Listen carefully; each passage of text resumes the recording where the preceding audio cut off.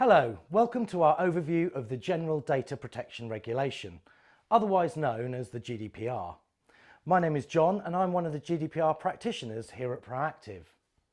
The GDPR represents the biggest shake-up in data protection and data privacy legislation for nearly 20 years. So we at Proactive have compiled a series of videos to help you understand, get to grips with and prepare for GDPR. One area that has had a major upgrade is that sanctions can be levied upon you for breaches of the GDPR. Much has been made of these huge fines, which has created a climate of fear. So this presentation is designed to provide a little more insight into the fines and penalties, which should hopefully provide some realism, perspective, and hopefully reassurance. So what of these fines? There are two levels of fines which can be levied depending on the type of infringement. The lower level provides for a maximum fine of 10 million euros or 2% of turnover, global, whichever is greater. Infringements on this level include issues surrounding processing, data security, not following breach reporting protocol, or failing to conduct data protection impact assessments. The higher level of fine has been set at 20 million euros or 4% of global turnover, whichever is greater. A fine in this category would be for a serious breach or infringements of the rights of data subjects, the 6 principles of the GDPR, lawfulness, conditions for consent, or the processing of special categories of data or sensitive data, amongst other things. Although these headline fines may grab your attention, this is where we need a sense of perspective.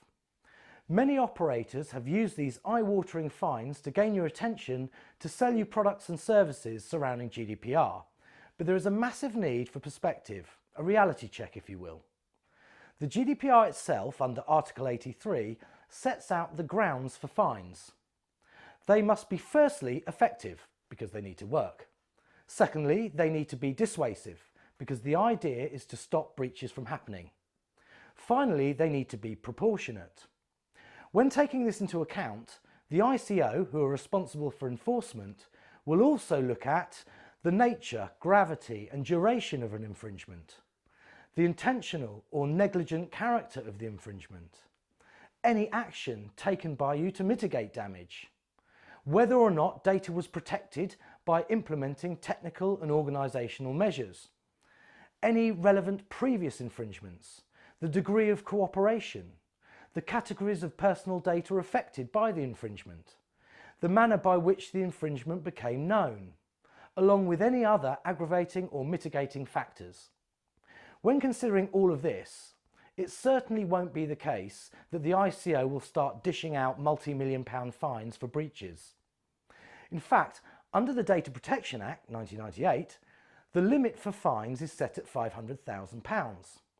The ICO have never levied a fine for this maximum amount. The most serious breach of recent times is that of TalkTalk, where the details of 156,000 people were stolen, along with the bank details of 15,000 customers in a cyber attack. Even under the worst circumstances, the ICO levied a fine of £400,000. So why is everyone assuming that 20 million euro fines will become the norm? We need to look at proportionality.